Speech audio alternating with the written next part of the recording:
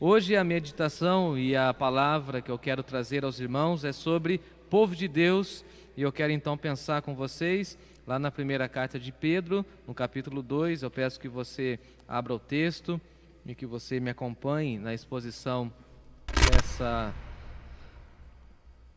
dessa parte tão especial das Escrituras para a nossa vida, para a nossa caminhada, e hoje principalmente para esse tempo que nós estamos comemorando o aniversário da nossa igreja.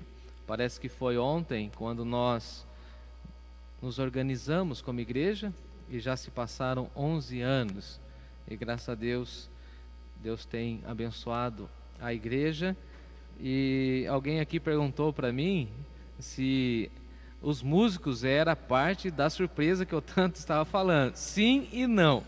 Os músicos fazem parte da surpresa, então uma parte da surpresa nós já revelamos, então na live especial que teremos na próxima semana, no próximo sábado, às 19h30, nós, pela graça de Deus, se Deus assim permitir, teremos os músicos novamente conosco, e assim poderemos equalizar todo o nosso sistema de som, e você poderá cantar hinos belíssimos que embalaram a história da nossa igreja. Mas eu tenho também uma outra notícia, e eu vou falar isso só no próximo sábado, tá bom? Eu quero deixar os irmãos aí um pouco aguçados com aquilo que nós vamos contar, uma coisa boa, uma coisa da história da igreja. Inclusive, algumas pessoas perguntaram se a Natália está grávida. A Natália ainda não está grávida, mas ela vai ficar, se Deus assim permitir, tá bom?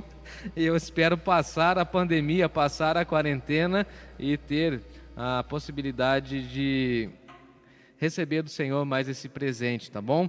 Eu estou então em 1 Pedro capítulo 2, eu peço que você abra o texto comigo, e nós vamos então meditar no versículo 9, versículo 10, eu já adianto que nós temos muita coisa aqui, tem muito conteúdo, e eu pretendo falar tudo aquilo que eu preciso falar em meia hora. Eu vou dar uma olhada aqui no relógio, agora aqui é 7h22 e eu preciso caminhar, e depois entregar para a equipe de música, para nós encerrarmos de uma maneira muito linda, muito maravilhosa, celebrando tudo aquilo que Deus tem feito por nós e através de nós como igreja. Então, igreja, povo de Deus, esse é o nosso tema. Nós estamos em 1 Pedro, mais uma vez, capítulo 2, a partir do verso 9. Já está na tela, estou olhando ali no meu retorno.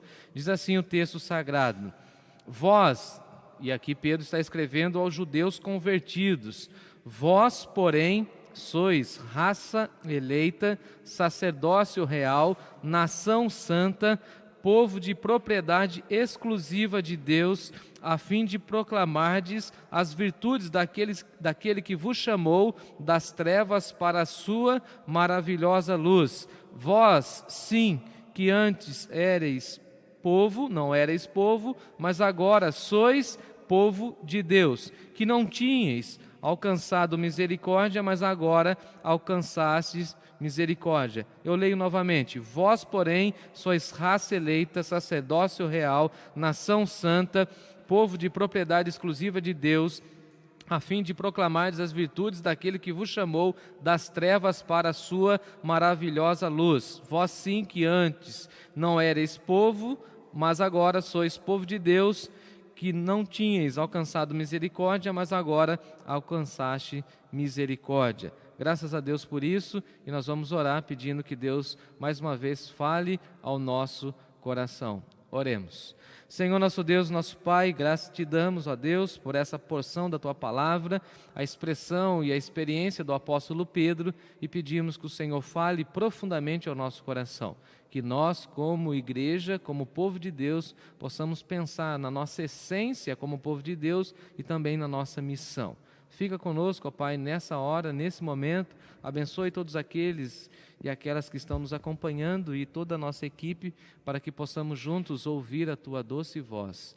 Ó Deus, fale ao nosso coração, tenha misericórdia de mim, use a minha vida para a honra e glória do Teu nome. Eu oro assim, em nome de Cristo Jesus. Amém. Hoje eu quero falar a vocês sobre a realidade de que nós somos povo de Deus, de que a igreja é povo de Deus, de que a igreja recebe essa missão do Antigo Testamento, essa vocação que advém do Antigo Testamento, e agora no Novo Testamento nós nos tornamos povo de Deus. Então eu quero trabalhar com as duas características que o apóstolo Pedro coloca aqui para nós, que são a essência da igreja, qual é a essência da igreja e qual a missão da igreja. A essência tem a ver com aquilo que de fato a igreja é, com aquilo que de fato a igreja se constitui como povo de Deus, revelando os propósitos de Deus para a sua igreja, e também nós vamos pensar na missão da igreja, ou seja, na atuação da igreja, sua ênfase na proclamação do Evangelho. E aqui Pedro, no contexto, ou o contexto todo, está falando de que algumas pessoas, infelizmente, fizeram de Jesus pedra de tropeço, e assim o Senhor Jesus se tornou uma rocha de ofensa. São esses aqueles que tropeçam na palavra de Deus, versículo 8. Então são pessoas que tropeçam na palavra de Deus, que não assimilam a palavra de Deus e não creem na palavra de Deus. Infelizmente, essas pessoas tropeçam e não fazem parte do povo de Deus. E aí o texto começa no versículo 9, quando o apóstolo Pedro fala assim: vós porém, ou seja, Pedro vai fazer um contraste, que nós não tropeçamos na palavra de Deus, muito pelo contrário, nós absorvemos a palavra de Deus. A palavra de Deus está em nós e por isso nós somos povo de Deus. Então Pedro aqui vai falar para nós a respeito da identidade corporativa da igreja, ou seja, da igreja como uma comunidade cristã, uma comunidade dos salvos, dos remidos pelo sangue do Senhor Jesus. Então a igreja não é o prédio, por isso que algumas pessoas às vezes falam, e eu tento de alguma forma mostrar outra realidade: a igreja não está fechada. A igreja nunca esteve fechada, e a igreja não está fechada. A igreja não é o prédio, não é o templo, não é o CNPJ, a igreja são pessoas. E nós precisamos entender isso. O templo sim está fechado por uma questão de saúde pública, e nós temos esse cuidado e essa cautela. No entanto, a igreja continua ativa. No entanto, a igreja continua a sua missão. No entanto, cada casa ou cada lar representa a igreja, ou se torna a igreja, ou é a igreja. O próprio Senhor Jesus falou que onde estivessem 2 ou 3 reunidos em seu nome, Ele assim estaria. É claro também, meus amados irmãos, que todos nós temos saudade. Você pode aí baixar a cabeça, deixa eu ver aqui minha equipe, todo mundo está com saudade, nós estamos com saudade. Vocês que me conhecem sabem, eu estou com saudade de dar um abraço nos irmãos. Eu estou com saudade, e algumas irmãs vão ficar bravas comigo, eu estou com saudade de ir embora para casa no domingo à noite com o meu terno sujo de pó do rosto, aquele pó que as mulheres passam, não sei o nome direito. Estou com saudade do cheiro da igreja reunida. Estou com saudade de chegar depois do culto e falar assim: irmãos, não vão embora, vamos ter agora o nosso momento de confraternização. Estou doido para falar isso. Amados irmãos, esse é o momento em que nós vamos nos despedir para a próxima semana, e assim, vamos nos abraçar, como sempre nós assim fizemos. Graças a Deus, amados irmãos, a nossa igreja é uma igreja que vive relacionamentos. Nós temos amigos aqui entre nós. Eu estou com saudade até, inclusive, confesso, de ouvir o choro das crianças aqui no nosso templo. Estou com saudade de ouvir aquele burburinho 5, 10 minutos antes do culto começar, o povo chegando, as cadeiras sendo arrumadas, o pessoal vendo os equipamentos. Nós mudamos toda essa dinâmica. Nós estamos com saudade, mas precisamos ter a plena consciência que a igreja não está fechada. Muito pelo contrário, a missão da igreja, a proclamação da igreja continua. A igreja só proclama a mensagem com fidelidade, com relevância, se ela entende a sua essência como povo de Deus, se ela compreende essa essência estabelecida pelo Senhor. Então, em primeiro lugar, eu quero mostrar aos irmãos a essência da igreja, a sua natureza, e depois eu quero mostrar a missão da igreja. E para esse primeiro momento, eu separei em 4 expressões, que na realidade Pedro faz essas 4 distinções, e eu quero tentar explicar essas 4 distinções, mostrando a essência da igreja, e depois nós vamos falar um pouco a respeito da missão da igreja. Então me acompanhe. A primeira distinção que nós recebemos como povo de Deus está aí no versículo 9. Vós, porém, somos raça eleita. E aqui eu quero explicar que todas as expressões que Pedro usa, ele está fundamentado no Antigo Testamento. Ele vai ancorar todo esse pensamento no Antigo Testamento, fazendo um link do Novo Testamento com o Antigo Testamento, falando que a igreja, essa igreja que nós agora fazemos parte, essa igreja é uma extensão, é a continuidade do povo de Deus no Antigo Testamento. Então, se no Antigo Testamento nós tínhamos a ideia, principalmente do profeta Isaías, quando Deus fala que ele mesmo formou esse povo para celebrar o seu nome, que ele formou esse povo como uma raça eleita, agora o apóstolo Pedro vai retomando esse conceito, e aqui nós temos essa expressão do apóstolo Pedro: vós, porém, sois raça eleita. Nós precisamos entender que nós somos raça eleita. Pedro estava escrevendo aos judeus convertidos ao cristianismo, judeus que creram que Jesus Cristo era de fato o Messias esperado. E assim Pedro inicia sua carta falando dos eleitos de Deus, ou seja, daqueles que criam em Deus e agora são convertidos a Deus por meio do sacrifício do Senhor Jesus. Então Pedro estava falando que a igreja forma uma nova raça, a raça eleita, ou seja, é um novo povo, um povo lavado pelo sangue do Senhor Jesus, graças a Deus por isso. Então, se um dia alguém perguntar para você o que significa ser raça eleita, você pode falar que raça eleita significa essa nova constituição de pessoas, esse novo agrupamento de pessoas lavados e selados pelo Espírito Santo de Deus, guiados pelo Espírito Santo de Deus, que agora tem a marca do Senhor, tem a marca da cruz em seus corações. E aqui Pedro estava falando dessa vocação do povo de Deus ser de fato um novo povo, essa nova constituição, essa nova configuração, formado e forjado pelo próprio Senhor. Então a igreja nada mais é do que um agrupamento de cristãos, de salvos, de pessoas que creem em Jesus, em que Deus vai formando e fortalecendo o seu povo, e nós podemos falar assim: nós como igreja, e aqui nesse caso específico, nós como igreja local, como a Igreja Batista Nova Canaã, nós somos a raça eleita. Nós todos fomos lavados pelo sangue do Senhor Jesus,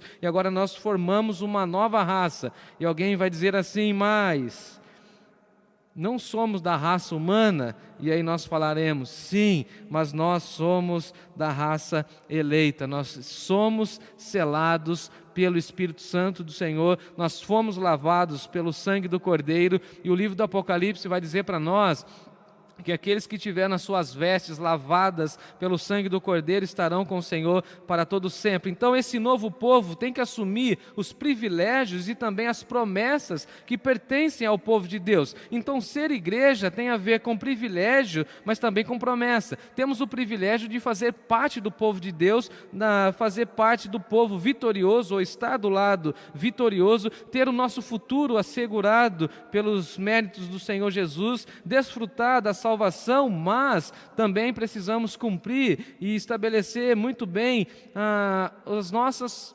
prioridades como reino de Deus e desfrutarmos então das promessas do Senhor. Nós como raça eleita temos a promessa de que viveremos com o Senhor para todo sempre, desfrutaremos da companhia de Jesus nessa caminhada aqui e agora, e estaremos com Ele para todo sempre, seremos co-herdeiros com Cristo e permaneceremos na eternidade para a glória e honra do nosso Senhor. Um dia nós estaremos todos diante do Cordeiro dizendo: bendito aquele que foi morto e aquele que vive pelos séculos dos séculos, amém. Eu não sei se você celebra, se isso aquece o seu coração, mas a mim faz muito sentido de que nós somos raça eleita, de que nós um dia celebraremos diante do Pai o Senhor Jesus e daremos honra a Deus, honra ao Cordeiro, e agradeceremos pela obra do Espírito Santo em nosso coração. Por quê? Porque nós somos uma raça eleita, nós fomos constituído um povo especial, um povo de Deus, e daqui a pouco eu falo mais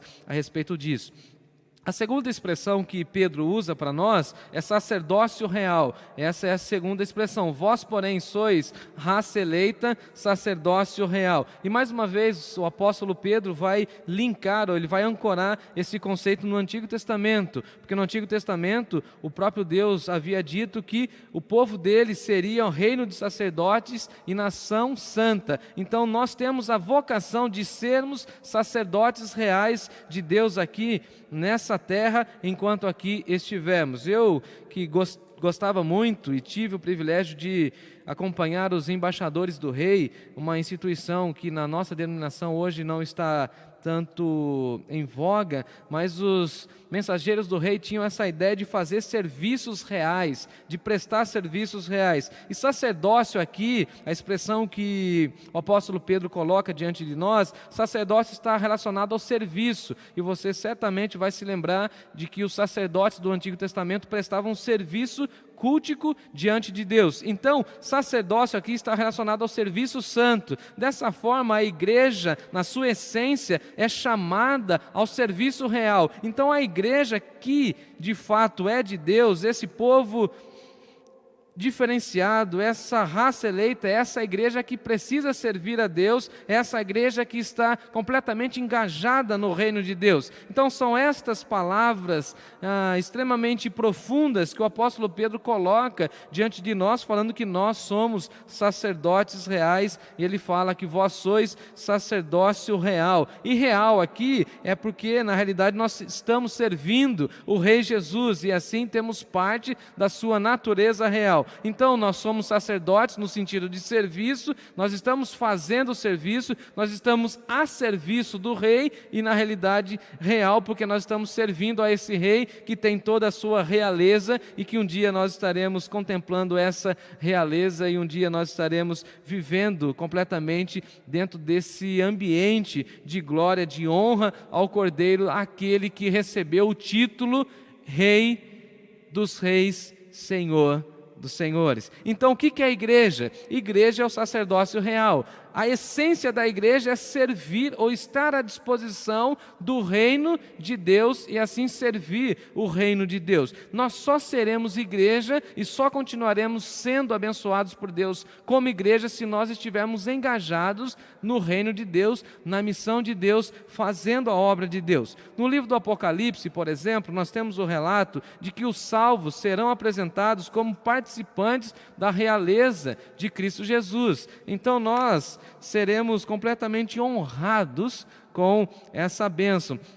Diz assim, por exemplo, a expressão de João, escrevendo Apocalipse no capítulo 5, versículo 10. E para o nosso Deus os constituístes reino e sacerdotes e reinarão sobre a terra. Olha que incrível, nós somos esse povo que nós reinaremos com Jesus sobre a terra. Eu não sei se isso impacta o seu coração, mas nós temos o privilégio de outrora sermos pessoas pecadoras e agora nós estamos fazendo parte do povo de Deus. Nós agora somos uma raça eleita, nós somos um povo diferenciado e nós temos o privilégio de servir ao Senhor. Nós somos sacerdócio real e um dia nós estaremos reinando com o Senhor para todo sempre. Nós estaremos reinando sobre a terra. Nós somos sacerdotes reais e se nós servimos o Rei dos Reis, logo nós estaremos servindo também a Ele e com Ele, e isso é incrível, isso é maravilhoso demais para nós. No último capítulo da Bíblia, Apocalipse 22, o autor vai dizer assim para nós: então já não haverá mais noite, nem precisam mais eles, os salvos, da luz da candeia, de luz de lâmpada, nem de LED, nem qualquer outra luminosidade, nem da luz do sol, porque o Senhor Deus brilhará sobre eles, e eles reinarão pelos séculos dos séculos. Então, a promessa que está sobre nós é que nós iremos reinar com o Senhor pelos séculos dos séculos, e isso aquece muito o nosso coração. Deixa eu ver o relógio não para, né? É implacável. Lucas, quantas pessoas estão aí nos acompanhando? Deixa eu dar um passo para trás aqui. 52 pessoas. Obrigado porque você está aí nos acompanhando. Muito obrigado pela sua companhia. Em terceiro lugar, falando da essência ainda da igreja, nós somos uma nação santa. Vós, porém, sois raça eleita, sacerdócio real, nação santa. O Antigo Testamento mostra como Deus sempre buscou a formação de um povo, de uma nação. Desde o chamado de Abraão, Deus foi formando esse povo, e esse povo chamado Israel, esse povo que agora foi incorporado à igreja e nós somos a extensão desse povo, sempre esse povo teve como vocação a ideia da santidade de Deus, para que esse povo pudesse mostrar às nações que nós, o povo de Deus, somos uma nação diferenciada, nós somos um povo guiado pela santidade de Deus, o caráter de Deus através da sua santidade, completamente envolvido ou impactado dentro do seu povo. Então o povo de Deus precisa levar a sério o lema estabelecido pelo próprio Senhor. Então o lema do relacionamento de Deus para com o seu povo sempre foi esse que eu leio agora: sede santos, porque eu, Senhor, sou santo. Então o padrão de Deus, Ele é santo, e Ele sempre desejou que o seu povo andasse em santidade. Então Israel nasce com essa vocação de ser uma nação diferenciada, e essa diferença deveria ser a santidade. E as nações vizinhas, pagãs, ao olharem para a santidade de Israel, pudessem contemplar a glória de Deus. Então, dessa forma, a igreja, a essência da igreja é ter ou ser uma constituição de pessoas, um agrupamento de pessoas completamente descoladas do mundo no sentido de pecado. É simplesmente uma igreja completamente santa, e nós precisamos investir na nossa santidade, ou eu diria, nós precisamos buscar cada vez mais uma vida santa. Se nós estamos trilhando o caminho de Jesus, se nós estamos seguindo os passos de Jesus, nós precisamos investir na santidade. Por quê? Porque o padrão de Deus é esse: sede santos, porque eu, Senhor, sou santo. Se nós, de fato, como igreja, temos essa essência, nós então precisamos ficar completamente incomodados com a falta de santidade no seio da nossa igreja. Nós, na realidade, devemos buscar incessantemente a santidade. Os convertidos, aqueles que foram lavados pelo sangue do Senhor Jesus, os salvos devem lembrar de que sempre a essência da igreja é ser uma nação santa, é ser um povo completamente diferenciado. E aí eu faço uma aplicação agora. Será que o nosso linguajar é diferenciado? Será que a nossa postura é uma postura diferenciada, uma postura santa? Será que os nossos posts nas redes sociais são edificantes ou revelam a nossa santidade? Será que a nossa conduta com a nossa família, com o nosso cônjuge, com os nossos filhos, com os nossos pais, revelam essa santidade? Por quê? Porque essa santidade vai ser a pregação apaixonada ao mundo, e as pessoas precisam ver que nós, como igreja, somos uma nação santa, nós servimos a um Deus santo e temos essa vocação desde Abraão de ser um povo que imita o caráter e a divindade do nosso Deus. Então, o nosso lema sempre será, como igreja local, de ser uma nação santa, ou seja, de ser um reduto onde nós podemos contemplar santidade. E aqui nós podemos então vivenciar essa espiritualidade tão sadia, em que nós somos desafiados a cada instante, a cada momento, eu diria, a cada culto, a cada celebração, a sermos mais santos do que fomos ontem. E assim nós estamos nessa esteira em que nós não podemos nos contentar com a santidade hoje, porque amanhã eu preciso ser mais santo, e Deus então vai nos moldando, nos forjando para a honra e glória do nome do nosso Deus, por meio dos méritos do Senhor Jesus. Em quarto lugar, a quarta característica da essência da igreja é que nós somos um povo de propriedade exclusiva de Deus. Pedro retoma o conceito do Antigo Testamento quando ele aponta para Israel como o povo de Deus, como esse povo formado por Deus para ser essa nação diferenciada diante dos outros povos. Israel tinha a missão de ser a luz às demais nações que estavam ao seu redor, cuja exclusividade deveria ser o único Deus. Olha aqui para mim, Deus exige exclusividade. Isaías já disse isso, Deus falando por meio do profeta: eu não divido a minha glória com ninguém. Por isso que quem anda com Deus precisa ter muito claro que tem dois caminhos: ou você serve a Deus, ou você serve o outro lado, que eu não vou nem falar o nome. Não vou dar crédito para ele, não. Ou você está na luz, ou você está nas trevas. Ou você está no caminho estreito, ou você está no caminho largo. Não tem meio termo nessa caminhada com Deus. E nós precisamos entender isso. O nosso Deus é um Deus exclusivo. Ele exige exclusividade. Por quê? Porque nós somos esse povo exclusivo dele. No Antigo Testamento nós temos essa ideia de que Deus deseja ser adorado porque Ele é o único Deus. Então tudo aquilo que nós criamos através da nossa mente tão criativa, entre aspas, é tudo deuses falsos. Nós precisamos adorar o único, o eterno, o soberano Deus. Então o povo de Deus, a igreja, precisa entender que nós somos esse povo de propriedade exclusiva de Deus. O povo de Deus é propriedade dele. Deus nos comprou através do sangue de Jesus lá na cruz, por meio do sacrifício de Jesus, e agora nós somos propriedade de Deus. Sabe o que eu digo aqui? Você não pode deixar ninguém ferir a sua autoimagem, não porque você é alguma pessoa muito maravilhosa, não porque você tem virtudes, mas porque você foi criado à imagem e semelhança de Deus. Algumas pessoas já tiraram sarro da minha vida, já zombaram de mim, já fizeram muita calúnia do meu nome, mas nós não podemos aceitar, e eu nunca aceitei, não aceitarei zombaria com o nome de Deus e com a propriedade exclusiva de Deus, que é a igreja. Nós somos povo exclusivos de Deus, somos propriedade de Deus. Ninguém pode mexer na nossa vida, porque está mexendo diretamente com Deus.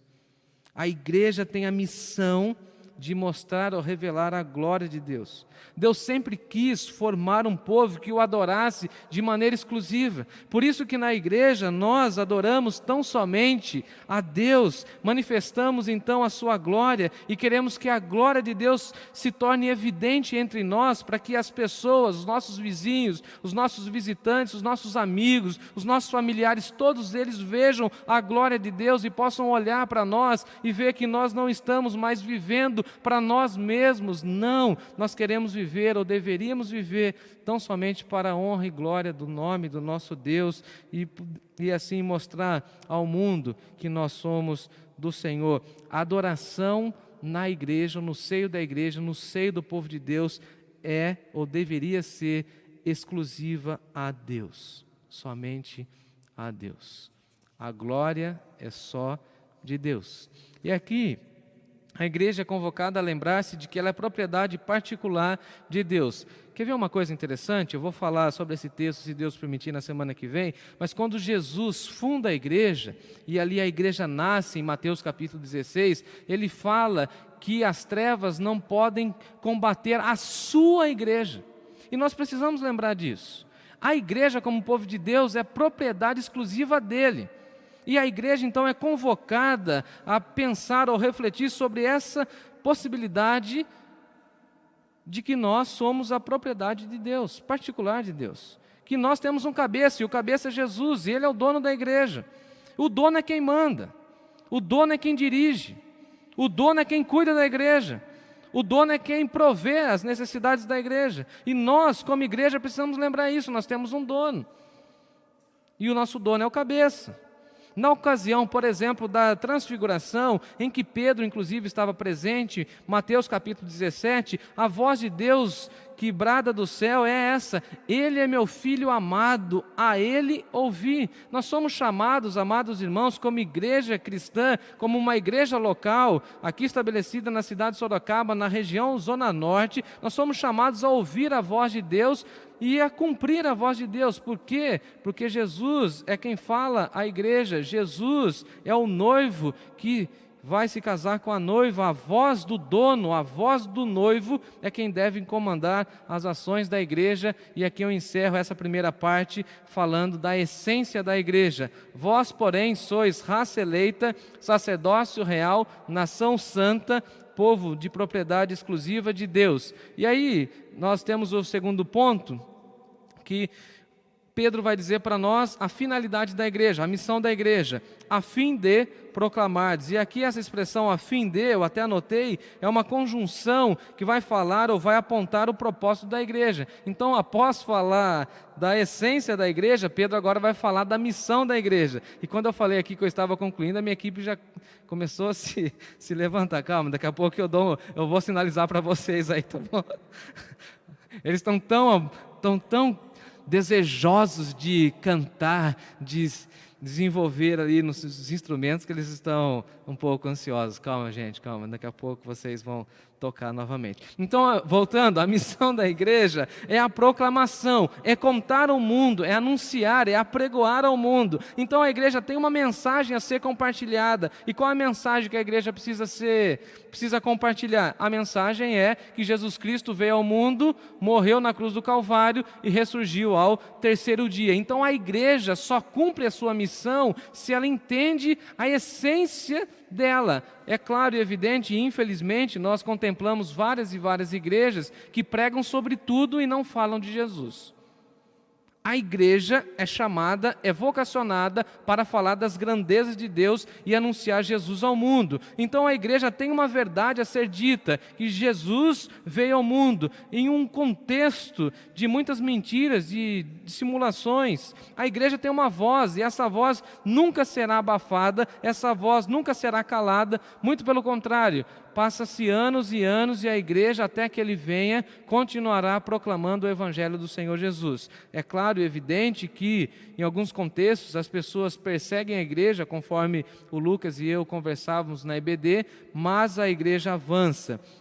A expressão que Pedro usa aqui é muito interessante, que a missão da igreja é proclamar as virtudes. E essa expressão no grego, virtudes, é aretas, que era uma expressão muito usada na época para falar da ética religiosa, para falar das qualidades das pessoas, ou seja, para falar do caráter. Eu penso que Pedro estava querendo ressaltar e dizer para nós que nós, como igreja, nós temos a missão de proclamar as virtudes de Deus, ou seja, de falar do caráter e das obras de Deus. Então, qual que é a missão da igreja? Mostrar o caráter, a obra de Deus, mostrar como Deus vai intervindo. Eu gosto do Francis Schaeffer, um teólogo, num livro maravilhoso, quando ele coloca o título seguinte: o Deus que intervém, o Deus que intervém na história. E eu anotei aqui algumas questões que eu acho que a igreja precisa e deve anunciar. Eu acho não, eu creio.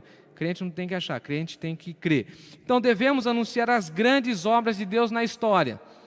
Irmãos, é muito interessante, porque nós ensinamos algumas coisas aos nossos filhos e depois eles grudam de tal maneira, eles pegam aquele conceito e é muito interessante. Por exemplo, vou contar uma historinha agora, rapidinho. Dia desses, na quarentena, eu estava ensinando o Timóteo a respeito de Sansão. Não sei se contei já essa história. Eu estou ficando velho, minha barba está ficando branca, que essa câmera nova aqui dá para ver tudo, né? Então tudo bem, vamos embora. Se eu já contei, me desculpe. Mas ensinei a história de Sansão para o Timóteo. E aí conversamos e imprimimos um desenho, e aí pintamos o desenho, falamos de Sansão e tal. E ele estava com o cabelo muito grande. Aí nós ligamos para a Mônica, conhecida nossa aqui. Aí a Natália então o levou na Mônica, e aí antes de sair de casa, a gente estava almoçando, era logo depois do almoço, eu falei assim para ele: olha, você tem uma missão, mamãe vai te levar lá na Mônica para cortar o cabelo. Aí ele parou, eu falei: como assim cortar o cabelo? Eu falei: vai cortar o cabelo, rapaz, o cabelo está grande, tá, mas nem tinha pensado na história de Sansão. E ele vira para mim e fala assim: mas se eu cortar o cabelo eu vou perder a minha força. Porque ele linkou a história do Sansão na sua própria vida.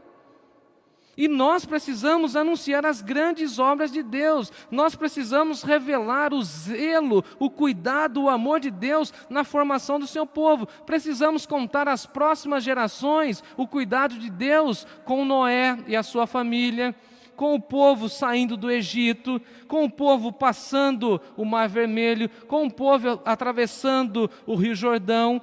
Nós precisamos contar, anunciar os grandes feitos de Deus. Devemos anunciar a maior intervenção de Deus na história, a sua maior obra, por assim dizer, a vinda de Jesus na terra. Devemos anunciar o amor de Deus ao enviar Jesus Cristo para morrer na cruz do Calvário e assim o ressurgir ao terceiro dia, nos dando a vitória, nos dando a chave da vitória por meio do sangue, do sacrifício de Jesus, através da sua ressurreição. Devemos anunciar que a vida e a morte e a ressurreição do Senhor Jesus dividiu a história antes e depois de Jesus. E aí tem alguns meio doido por aí que agora não querem mais que nós falemos antes de Cristo e depois de Cristo. Não sei se você acompanhou nas mídias, agora a nomenclatura politicamente correta é o seguinte: a era comum. A igreja não vai se render a isso. Podem me prender. Nós continuaremos falando que Deus interviu na história antes e depois de Jesus. Nós cremos em Jesus, nós cremos na ressurreição de Jesus, e por isso a igreja é chamada a proclamar essa virtude, a proclamar o caráter de Deus. Deus nos ama.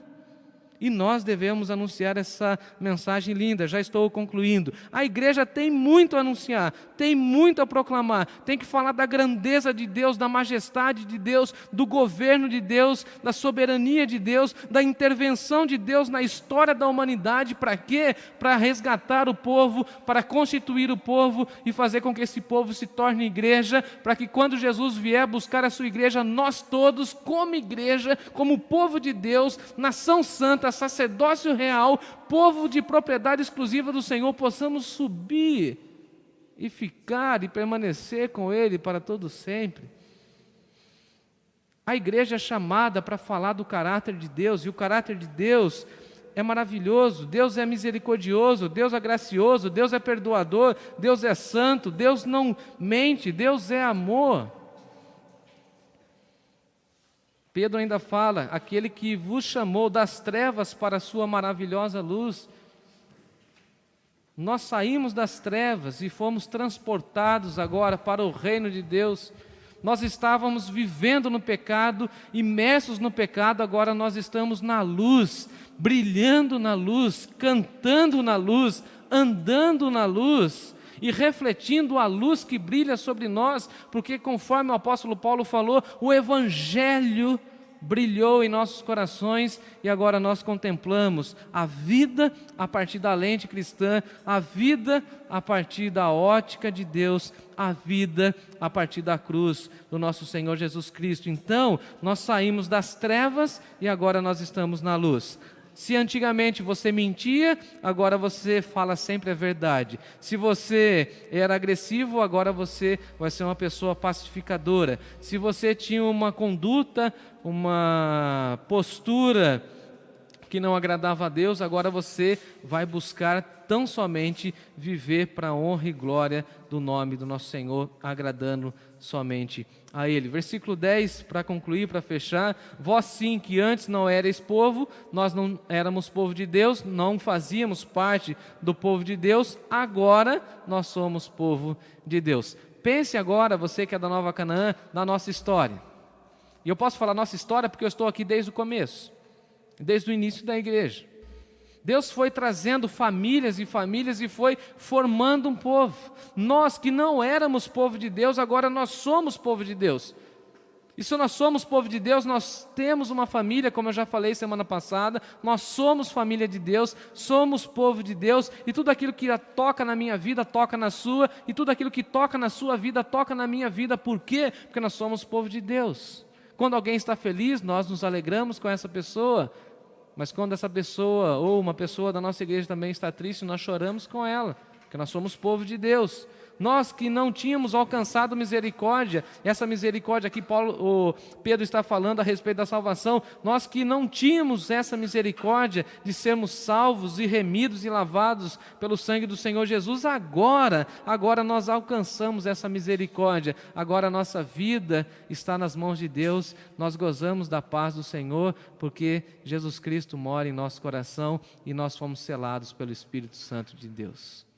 Temos a essência da igreja e agora nós temos que cumprir a missão da igreja. E a missão da igreja é a proclamação, é a divulgação do caráter de Deus, de tudo aquilo que Deus fez e da forma tão maravilhosa como Deus interviu na história para nos dar vida, para nos tirar das trevas e nos plantar no reino do seu amor. Que bênção ser salvo e que bênção fazer parte da igreja. E a minha última frase é essa: venha você também fazer parte da família de Deus, vírgula, venha você fazer parte também do povo de Deus. Não tem na face da terra um povo santo como o povo de Deus, um povo alegre como o povo de Deus e um povo festeiro como o povo de Deus. Sabe por quê? Porque nós vamos festejar durante toda a eternidade. Nós estamos do lado vitorioso. Pense nisso e que o Espírito Santo continue completando essa palavra em seu coração.